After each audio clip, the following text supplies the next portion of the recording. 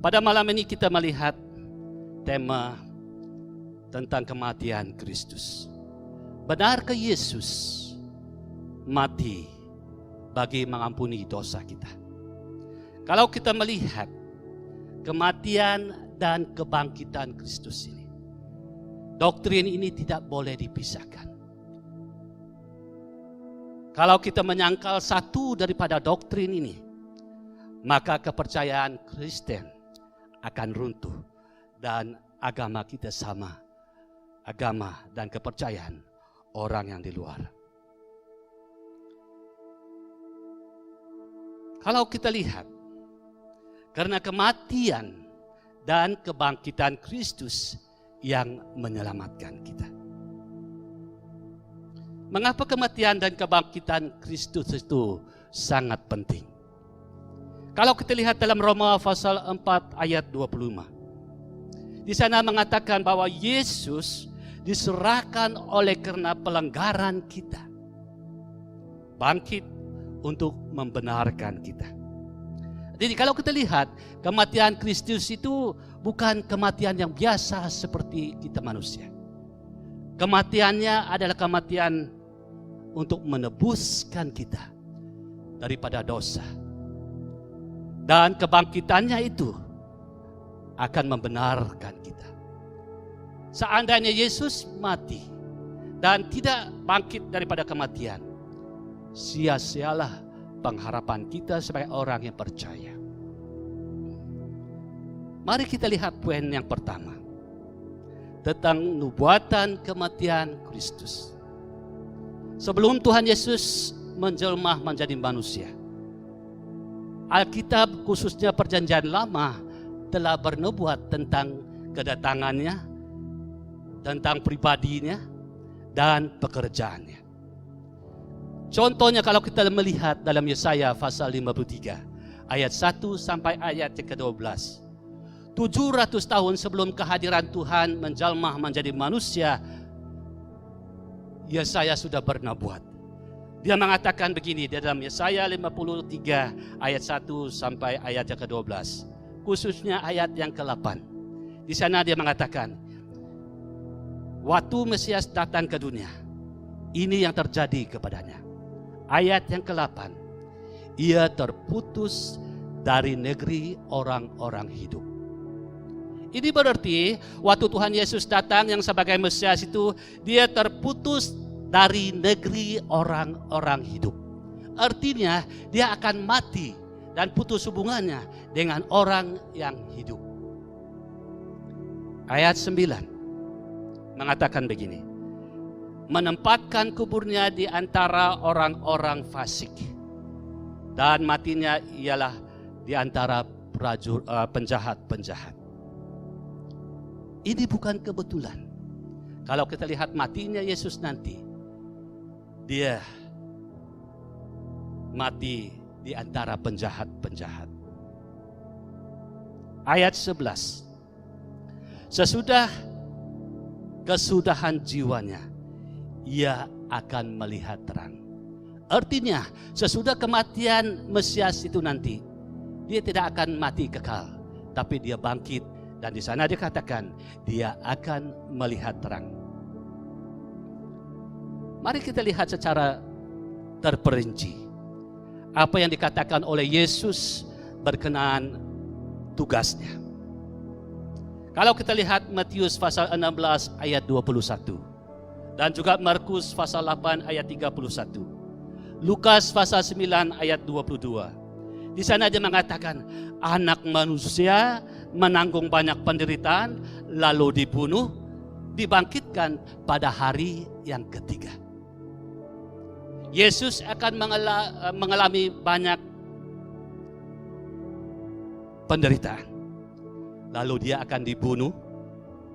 Pada hari yang ketiga, dia dibangkitkan. Pertanyaan kita sekarang, benarkah Yesus telah mati?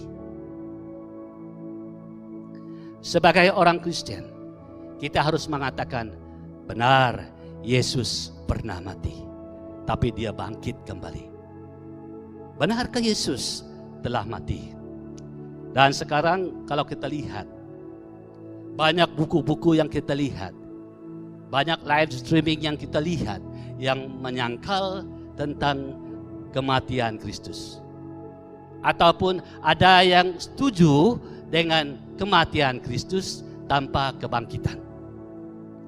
Ada seorang yang bernama Kevin Conner. Di sana dia menulis sebuah buku berkaitan dengan teologi. Di sana dia mengatakan, mungkin kurang lebih 40 teori yang menyangkal tentang kematian dan kebangkitan Kristus. Antara teori yang ada, satu teori contoh, Tuhan sebenarnya Yesus itu bukan mati, dia pengsan. Waktu dia diturun dari salib, lalu dimasuk ke dalam gua, oleh karena kesejukan di dalam gua, dia sadarkan diri. Lalu dia keluar daripada gua dan lari. Mereka menyangkal kematian Kristus. Apakah itu benar? Kita akan melihat sebentar. Yang kedua, ada juga teori yang mengatakan, bukan Yesus yang mati, tetapi Yudas yang mengkhianati Yesus. Yesus tidak melalui kematian. Yang mati itu adalah Yudas yang telah menjualkan Yesus. Benarkah dia begitu? Kita akan lihat sesudah ini. Yang ketiga, ada orang berpendapat Yesus mati dengan kematian biasa sesudah ia mendoakan murid-muridnya, dan seterusnya, dan seterusnya. Tapi benarkah Tuhan Yesus mati? Kalau kita lihat Markus pasal 15 ayat 25. Markus pasal 15 ayat 25 dan seterusnya. Di sana kita melihat bagaimana Yesus disalib. Di sana mengatakan dalam ayat ini, hari jam 9 ketika ia disalibkan. Yesus diadili petang hari Kamis. Malam itu kalau kita lihat dia diadili. Dan sesudah pagi itu dia diberi jatuh hukuman mati. Dan kalau kita lihat dalam ayat ini, kira-kira pukul 9 pagi sesudah dia berpindah daripada tempat pengadilan dan pendaraan, kira-kira pukul 9 ketika ia disalib. Yesus mulai disalib kira-kira pukul 9. Kalau kita pindah ke ayat yang ke-33, di sana kita melihat pada jam 12 kegelapan meliputi seluruh daerah itu dan berlangsung sampai jam 3. Yesus mulai digantung di kayu salib kira-kira jam 9. Kira-kira jam 12 di sana kita lihat satu keanehan yang terjadi. Di sana mengatakan kegelapan meliputi seluruh daerah itu sampai jam yang ketiga. Kalau kita lihat dalam ayat yang ke-34, pada jam 3 Yesus bersuara dengan nyaring, Eloi, Eloi, lama sabachthani, yang berarti Allahku, Allahku, mengapa engkau meninggalkan aku? Ayat 39 mengatakan, lalu ia menyerahkan nyawanya. Mari kita lihat Markus pasal 15 ayat 42 sampai ayat 45. Markus pasal 15 ayat 42 dan sampai 45. Di sini kita akan membuktikan bukan Yesus pengsan. Dia benar-benar mati masa dia di dunia. Mari kita lihat Markus 15 ayat 42 sampai ayat yang ke-45.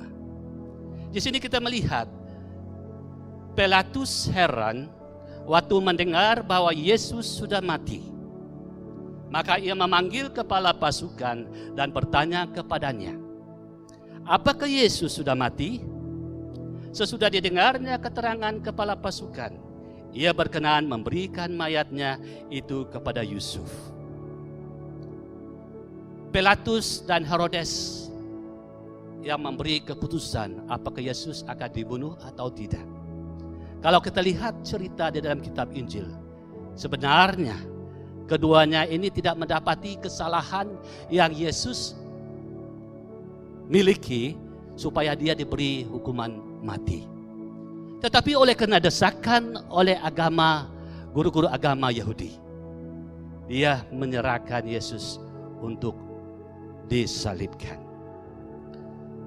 Kalau kita lihat dalam ayat tadi, di sini kita melihat Pilatus heran waktu dia mendengar bahwa Yesus telah mati. Biasanya menurut Josh McDowell, biasanya orang yang digantung di kayu salib waktu penyaliban, mereka akan masih hidup bertahan kira-kira 12 jam.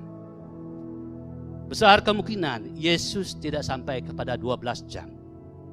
Itu sebabnya Pilatus di sini heran waktu dia mendengar bahwa Yesus telah mati.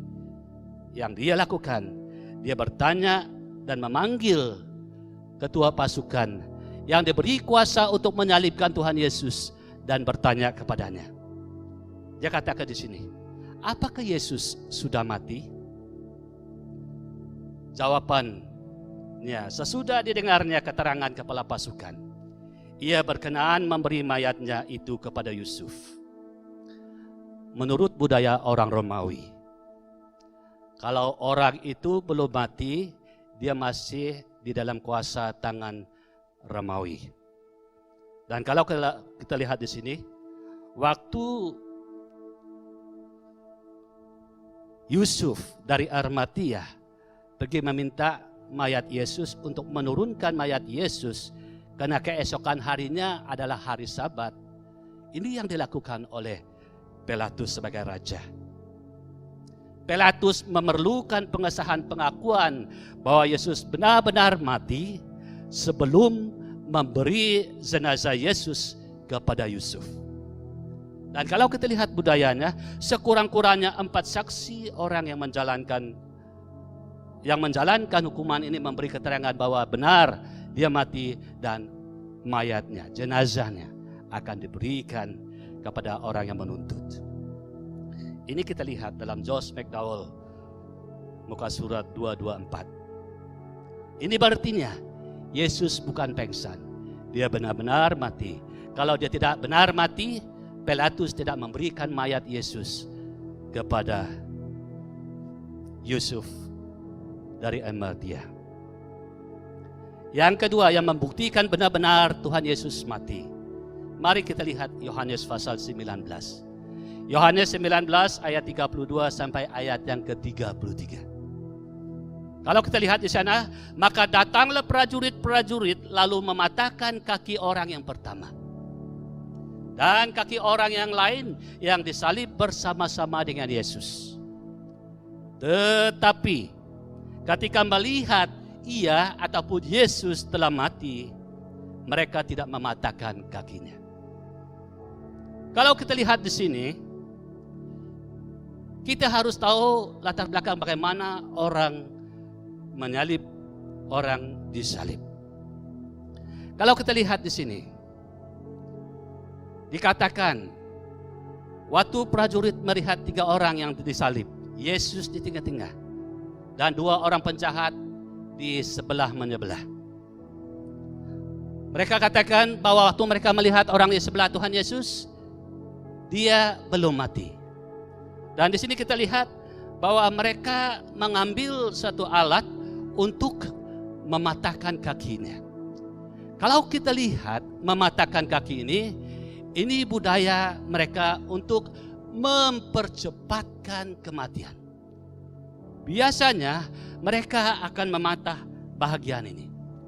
Waktu orang disalib, mereka akan paku tangan mereka dan kaki mereka akan dipaku dan lutut mereka agak relaks sedikit begini, supaya mereka boleh dapat menarik nafas.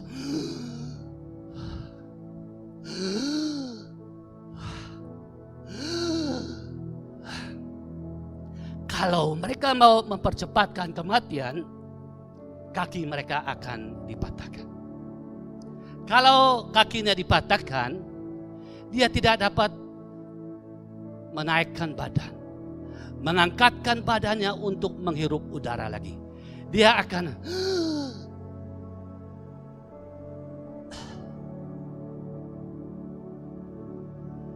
oksigen yang masuk ke dalam badan terkumpul, tetapi dia tidak dapat mengeluarkan karbon dioksida, sehingga karbon dioksida akan mengalir melalui darah kepada organ-organ yang lain. Kalau karbon dioksida menguasai, maka organ-organ yang lain kolaps. Dan kalau kita lihat ini, waktu Yesus disalib bersama dengan penjahat, mereka melihat orang di sebelah Yesus. Dikatakan di sana bahwa dia masih hidup, kakinya dipatah. Dan terus mereka melihat orang di sebelah, dia masih hidup, kakinya dipatah. Tetapi katanya, mereka melihat Yesus sudah mati. Mereka tidak mematahkan kaki Yesus. Tak perlu mematahkan kaki Yesus oleh karena dia sudah mati.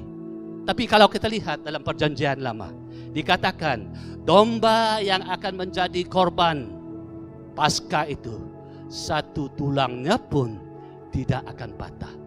Inilah penggenapan Yesus yang dikorbankan, satu tulangnya pun tidak patah di saat orang mematahkan kaki orang di sebelah dan menyebelah dia. Ini yang dikatakan oleh Dr. Truman Davis yang dipetik oleh Josh McDowell dalam muka surat 224. Artinya Yesus benar-benar mati. Itu sebabnya kakinya tidak dipatah. Berbanding dengan dua orang yang sebelah dia, mereka mematahkan kaki mereka karena mereka masih hidup untuk mempercepatkan kematian orang yang di sebelah menyebelah Yesus. Kalau kita lihat Yohanes 19 ayat 34. Bukti yang ketiga bahwa Yesus benar-benar mati. Yohanes pasal 19 ayat 34. Walaupun Tuhan Yesus tidak dipatahkan kakinya. Kalau kita lihat dalam ayat 34 dari pasal yang ke-19 ini yang dikatakan. Tetapi seorang dari antara prajurit itu menikam lambungnya dengan tombak, dan segera mengalir darah dan air. Tak perlu mematahkan kaki Yesus karena dia sudah mati. Bagi orang yang terlatih untuk menyalib orang, mereka memerlukan kepastian. Kepastian yang kedua itu adalah bukan sekadar melihat dia sudah mati, tapi seorang prajurit di sana menikam lambung Tuhan Yesus dengan tombaknya. Saya tahu kita orang Ulu banyak menggunakan tombak dalam hal kita memburu. Kita tidak boleh membujak sesuka hati. Biasanya kita akan menggunakan tombak bujak itu di mana terdapatnya bahagian jantung binatang itu. Kalau kita lihat di sini, dikatakan salah seorang dari prajurit, waktu mereka melihat Yesus sudah mati, dia tidak puas hati. Untuk membuktikan benar-benar mati juga, dia menikam lambung Yesus dengan tombaknya. Dan dikatakan oleh Yohanes di sini, segera mengalir darah dan air. Dr. Thomas Davis, seorang ahli doktor, medical doctor, yang dipetik oleh Josh McDowell, dia katakan begini. Pengaliran keluar air yang dari Yesus itu membuktikan bahwa Yesus bukan mati biasa seperti orang-orang lain yang disalib. Matinya oleh karena kegagalan, jantungnya berdenyut, oleh karena air terperangkap di jantung di antara rongga nipis yang membalut jantung, dan jantung itu terlalu banyak sehingga pergerakan denyutan jantung tidak baik, sehingga mencerutkan jantung Yesus, di sini kita melihat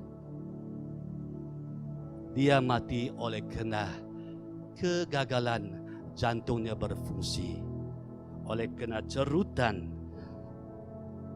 oleh air yang terperangkap di dalam rongga nipis yang membalut jantung Tuhan Yesus.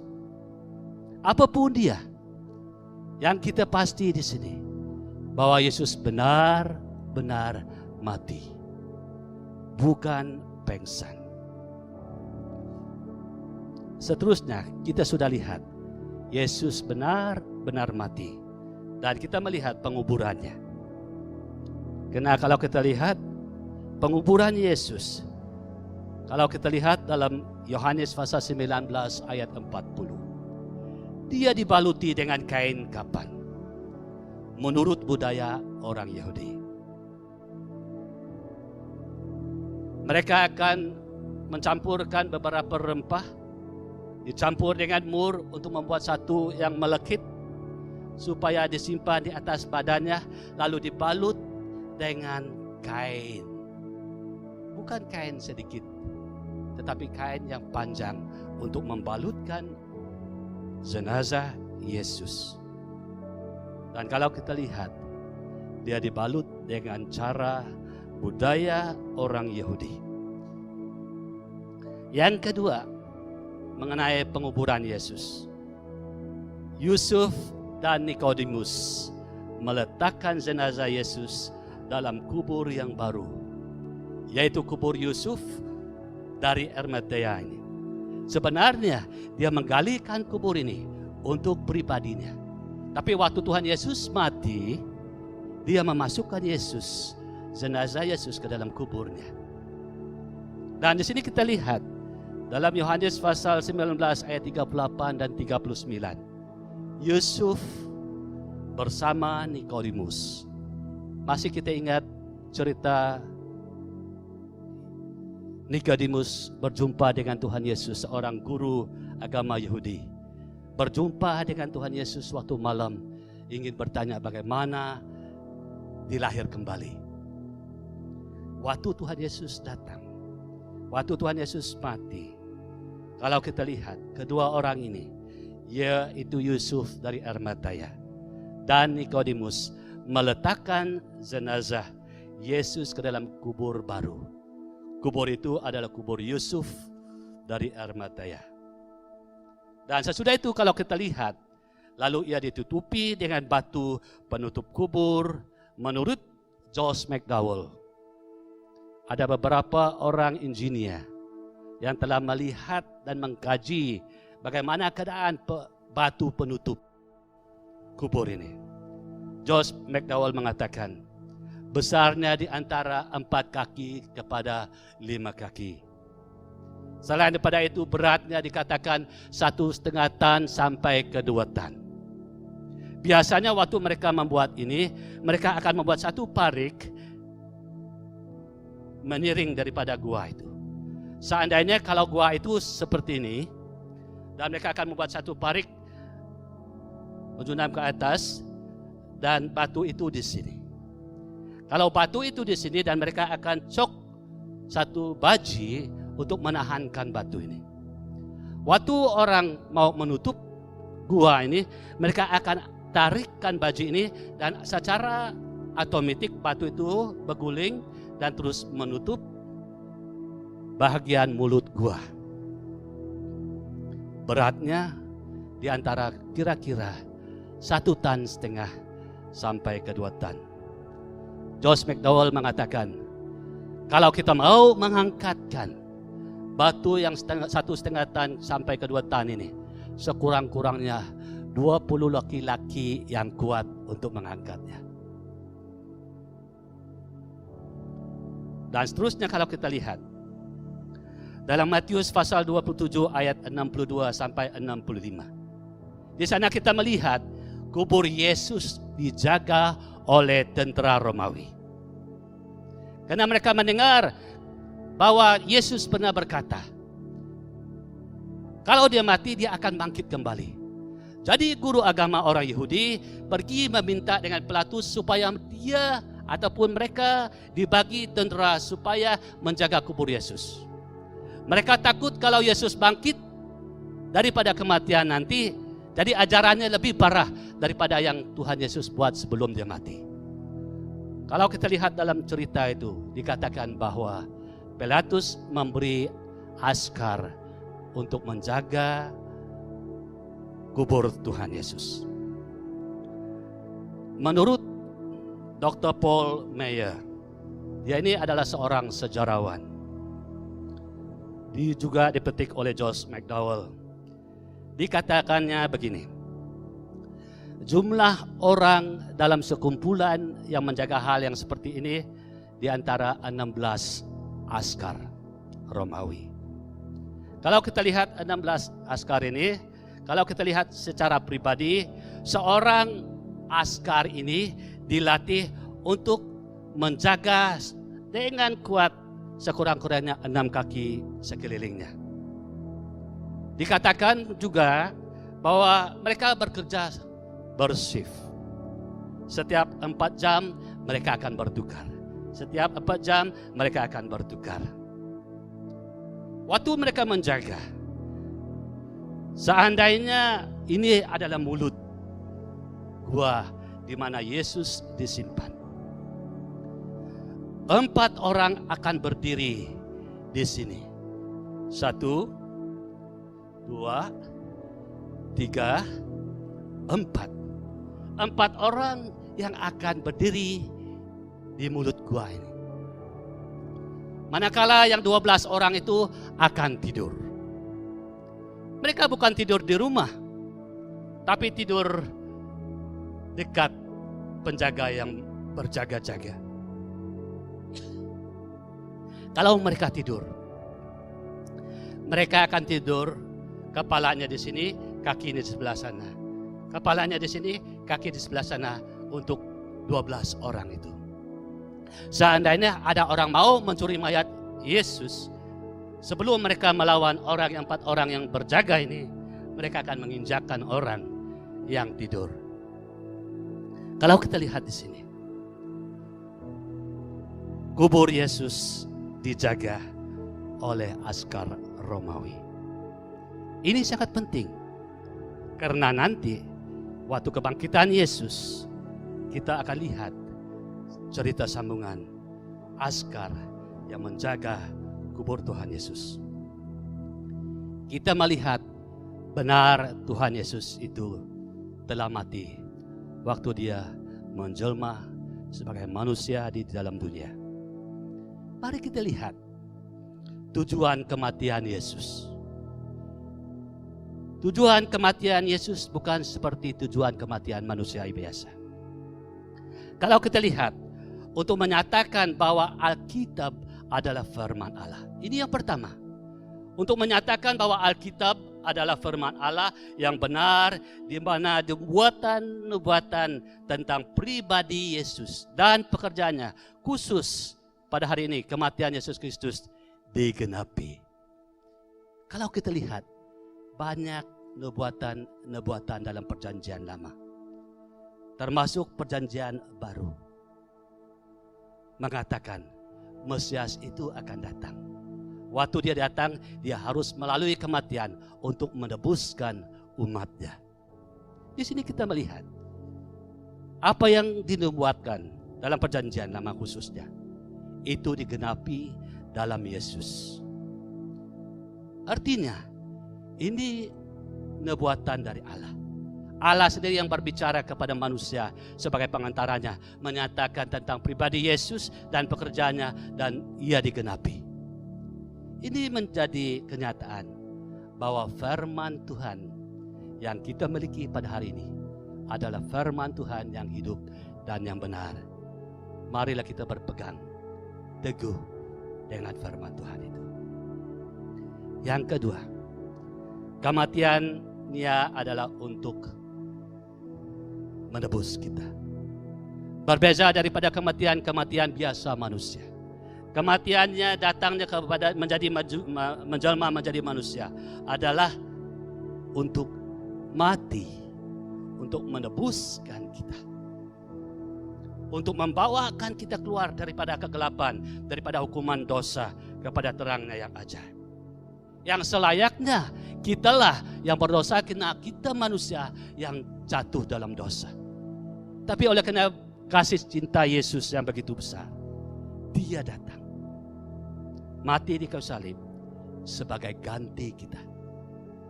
Karena kita melihat upah dosa adalah maut. Orang yang berbuat dosa akan mengalami maut, akan mengalami kematian kekal. Tapi oleh karena kasih Tuhan, Dia datang menjelma menjadi manusia.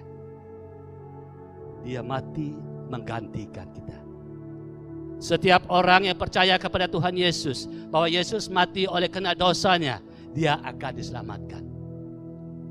Seandainya saudara-saudara yang ada di sini, seandainya engkau belum percaya bahwa Yesus mati oleh karena menggantikan Anda yang berdosa, firman Tuhan mengatakan pada hari ini, matinya Yesus oleh karena sebagai pengganti kita yang berdosa. Karena upah dosa itu adalah maut.